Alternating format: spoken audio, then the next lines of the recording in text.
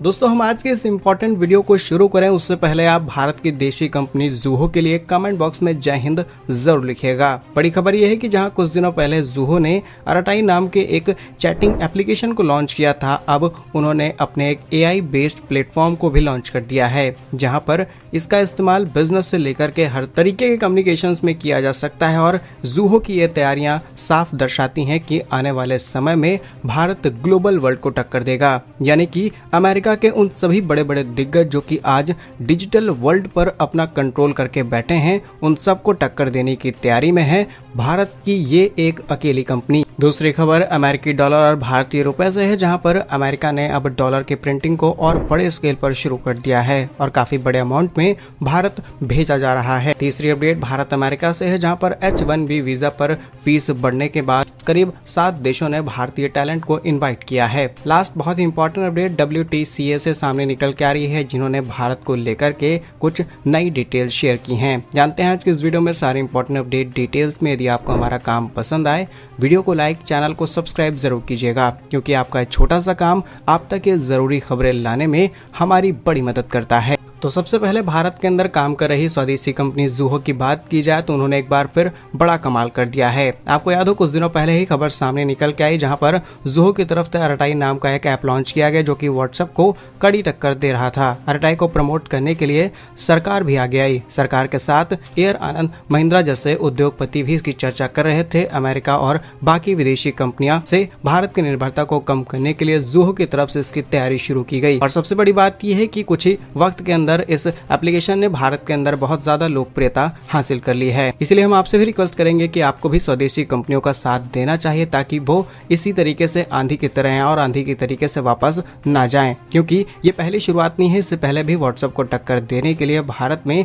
Hike नाम के application को शुरू किया गया था, लेकिन शुरुआत में इस एप्लीकेशन को भी हमने बड़े स्केल पर एक्सेप्ट किया। उसी तरीके से कू नाम के एक देसी ट्विटर जैसे प्लेटफॉर्म को हमने लॉन्च किया था। कई बड़े नेता, राजनेताओं ने इसे अपनाया, लेकिन समय के साथ वो कंपनी भी पूरी तरीके से बंद हो गई। और इसके पीछे वजह है कि लोकल लोगों का इसके ऊपर विश्वास ना दिखा पाना। इसी के साथ जब तक लोगों का सपोर्ट नहीं मिलेगा, तब तक आप कैसे काम कर सकते हैं। फिलहाल भारत के अंदर लॉन्च किया गया व्हाट्सएप का ये विकल्प एक ऐसा ऐप है जिसके अंदर बहुत सारी इंपॉर्टेंट चीजें हो सकती हैं, जैसा कि हाइक के अंदर थी, जिसमें भारतीय भाषाओं में आसानी से चैट किया जा सकता है, प्राइवेट चैट के ऑप्शंस, उस पर बहुत सारी प्राइवेसीज देना, प्राइवेसीज का ध्यान रखना, ऑनलाइन SMS कम्युनिकेशन से मल्टीपल फीचर्स, ये सारी चीजें समय के साथ अपडेट होती चली जा रही हैं। इसी के साथ हाइक मैसेंजर के फाउंडर ने ये तक बताया है कि भारत को इस तरीके की एप्लीकेशन तो लॉन्च करनी चाहिए, लेकिन हमें अपनी USP पर ध्यान देना चाहिए। इसका यूजर इंटरफेस, इसकी फैसिलिटीज, इसकी सर्विसेज इतनी ज्यादा इजी टू यूज हो जाए कि हमारे देश के लोगों को किसी दूसरी कंपनी पर डिपेंडेंट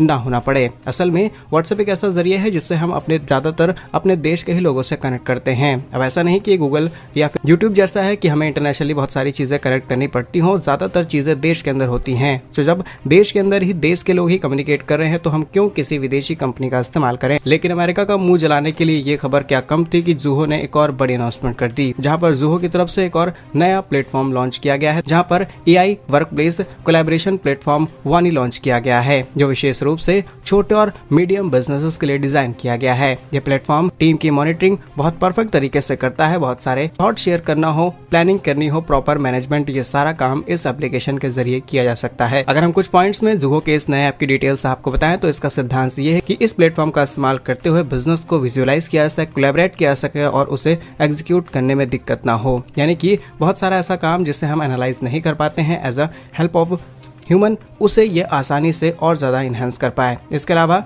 इन्फिनिट व्हाइट बोर्डिंग, यानी कि ये प्लेटफॉर्म यूजर्स को sketching, mid mapping, flow chatting, diagram बनाने की फैसिलिटीज देता है। वो भी यहाँ पर ये सारे काम वो व्यक्ति भी कर सकता है जिसका ऐसा कोई बैकग्राउंड ना हो। यहाँ से AI के जरिए कंटेंट क्रिएशन जैसी चीजें भी आसानी से की जा सकती हैं। लेकिन ये प्लेटफॉर्म पूरी तरीके से फ्री नहीं रहेगा, बल्कि जिस तरीके से तमाम AI प्लेटफॉर्म आपसे पैसा लेते हैं, उसी तरीके से एक यूजर को महीने में लगभग 399 रुपए देने पड़ सकते हैं, जिसमें बहुत सारी फैसिलिटीज दी जाएंगी। तो डेफिनेटली ज़ूहो की तरफ से एक बड़ी तैयारी की जा रही है देश के अंदर, जिससे हम स्वदेशीकरण की तरफ आगे बढ़ पाएं। अब सरकार और जनता को चुनना है कि हम किस डायरेक्शन में जाते हैं, क्योंकि आज से 20-25 साल पहले गूगल की भी यही स्थिति थी। बड़े बड़े जाइंट्स आपको देखने को मिलते हैं, इन सब की स्थिति ऐसी थी, लेकिन देश के लोगों ने अपनाया, उन्होंने अपने प्लेटफॉर्म को एनहेंस किया और आज देखते ही देखते दिग्गज प्लेयर बन चुके हैं। बाकी आप हमें कमेंट्स में बता सकते हैं की तमाम पश्चिमी ताकतें इन चीजों को रोकने की कोशिश जरूर करेंगी ताकि भारत आगे ना बढ़ पाए स्वदेशीकरण में। अगर आप इस बात से सहमत हैं तो कमेंट में यस जरूर लिखिएगा। Next important update, Indian rupees और यूएस डॉलर से सामने निकल के आ रही है। ये बात तो आप अच्छे से जानते होंगे कि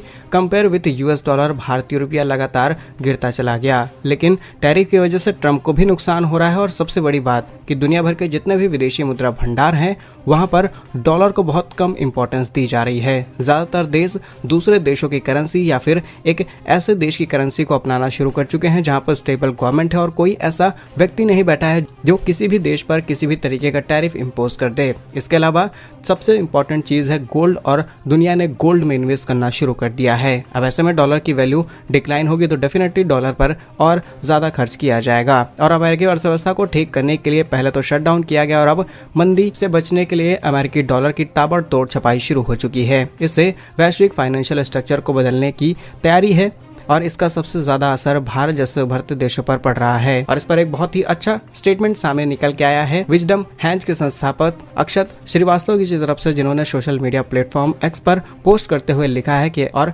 एक्सपर्ट ने समझाया है कि पिछले 5 सालों में दुनिया के 60% डॉलर छापे गए हैं। इसके बावजूद अमेरिकी डॉलर मजबूत कैसे हो रहा है जबकि भारतीय रुपया 20% से गिरा है। उन्होंने चेतावनी दी है कि यूएस समर्थित स्टेबल कॉइन और महंगाई की ओर बढ़ सकते हैं। उन्होंने निवेशकों को महंगाई से बचने के लिए स्टॉक या फिर लिमिटेड सप्लाई वाली संपत्ति खरीदने की सलाह दी है। और ये बात आप अच्छे से जानते होंगे कि कोई भी देश जितना चाहे उतना करेंसी छाप सकता है, लेकिन करेंसी बहुत ज्यादा छापने के बाद देश के अंदर महंगाई की हालत और ज्यादा खराब हो जाती है। और अमेरिका की ये नीति अपने देश को नहीं बल्कि पूरी दुनिया को गरीब करने की तैयारी में है, क्योंकि डॉलर पूरी दुनिया में एक्सेप्ट किया जाता है। नेक्स्ट इंपॉर्टेंट अपडेट अमेरिका और भारत से ही सामने निकल के आ रही है, जहां पर H-1B वीजा को लेकर के कितना बवाल हुआ ये हम सब ने देखा। अमेरिका ने कुछ 2 से $2,500 को लगभग 88 लाख रुपए तक बढ़ा दिया है, जिससे आने वाले समय में वो भारतीय टैलेंट जो कि अमेरिका के अंदर जाकर के बड़े बड़े जायंट्स में नौकरी करता था वो नहीं कर पाएगा। लेकिन भारत के लिए दूसरे रास्ते खोले जा चुके हैं और जिन देशों ने भारत को इनवाइट करना शुरू किया है उनमें